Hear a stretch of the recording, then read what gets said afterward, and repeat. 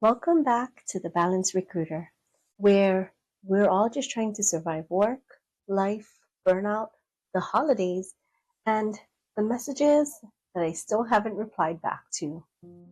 I'm your host, balancing meetings, onboarding, offboarding, puppies, laundry, and the occasional, what am I even doing with my life spiral? Chastity. And honestly, I'm also resisting the very real urge to book a runaway trip to Hong Kong because Winterfest lights already glowing up the holidays, a massive teddy bear village, fake snow inside a mall. Meanwhile, here I am, emotionally hungover from Thanksgiving with my stretchy pants and still looking for my sanity. So let's be real. I'm not sure how many of you folks have ever heard of the post-Thanksgiving crash, but it's real and it happens. It's the day after Thanksgiving, and it's sometimes not about shopping. It's about recovering.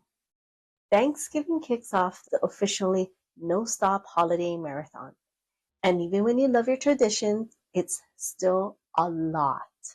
A lot of noise, a lot of cooking, a lot of peopling, a lot of eating, a lot of emotional energy being poured out in every direction. And that's why today feels like a fog. It's not just physical exhaustion, it's the mental, emotional, and the social burnout all colliding at once. I love my family, truly. We're close, and anyone who knows us knows this. We laugh a lot and loud.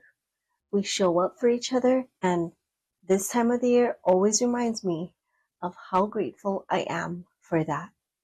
But also, I'm exhausted because between work, responsibilities, being a dog mom to a pup who leaves every single toy everywhere like a toddler truly lives in our home, trying to keep the house alive, trying to be social, and trying not to fall apart, adding full day family events into the mix is a lot.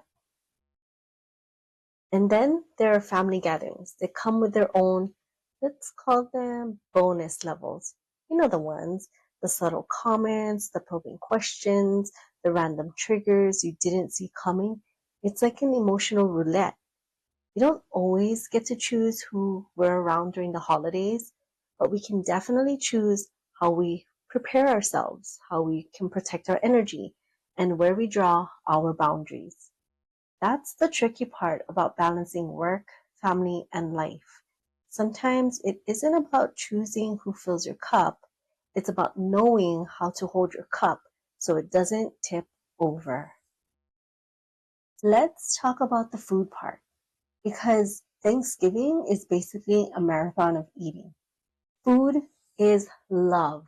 That is totally how our families show love. We have to have an abundance of food. Even though there's only a party of 10, we look like we're feeding a party of 30 or 50. Food is love to us. It's comfort, it's tradition.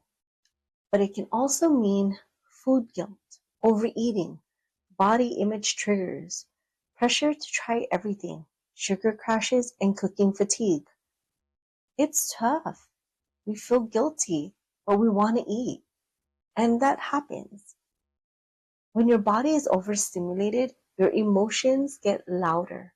When your emotions get louder, your patience gets shorter. And then the cycle continues. I'm aware of how quickly the mental chatter can sneak in. You know that voice?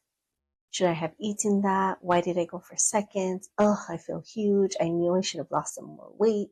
Holiday weight gain is incoming. Let me just say this clearly. You are not a problem to be managed. You're a human who ate food on a holiday. That's it.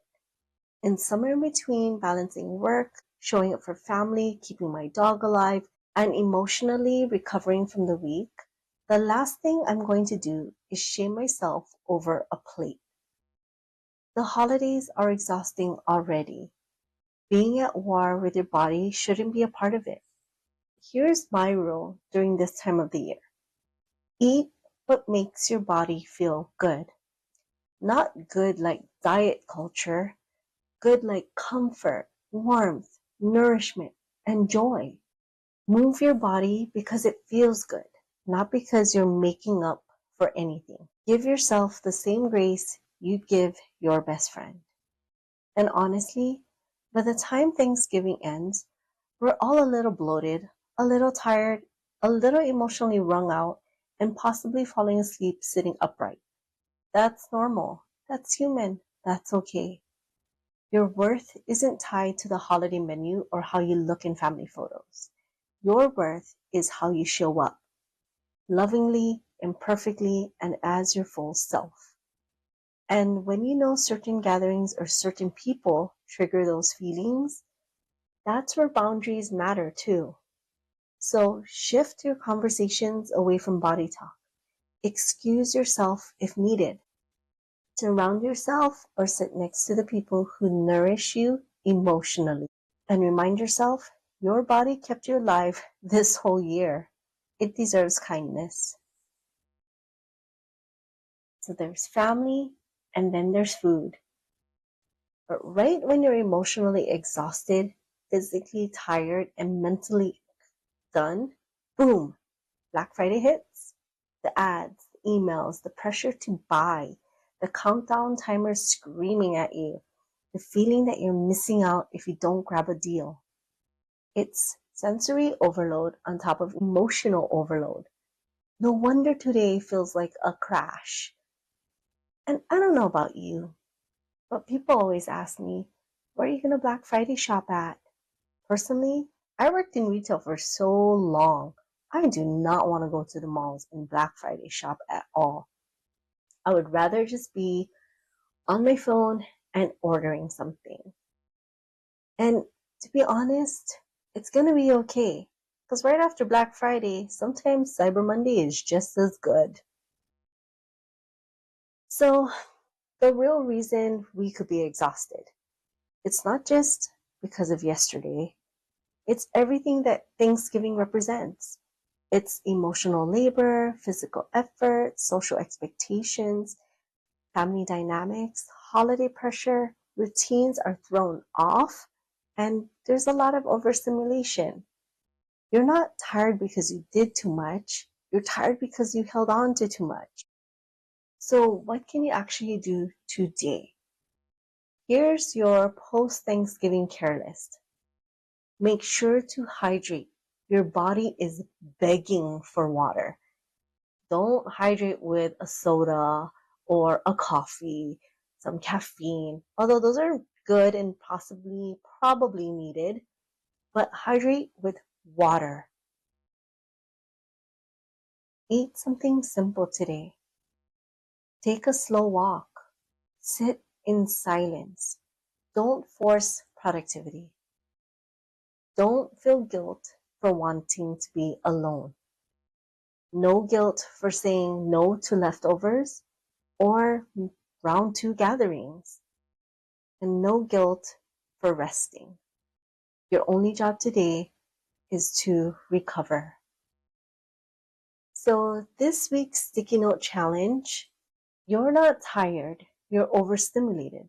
So, rest and start here. Put that on your phone, on your wallet, on your credit card, whatever and wherever you need to see it for today. And remind you to rest. Thanks for hanging out with me today on The Balance Recruiter. If today's version of balance is leftovers, silence, hydration, and doing absolutely nothing productive, that's enough. New episodes drop every week, just in time for the weekend. Be sure to follow, share, and leave a rating if this episode made you feel a little less alone. And remember, burnout is real. Balance is the goal. And I'm somewhere in between, definitely Googling flights to Hong Kong, just so I can stare at Christmas lights without any responsibilities. See you on the next episode.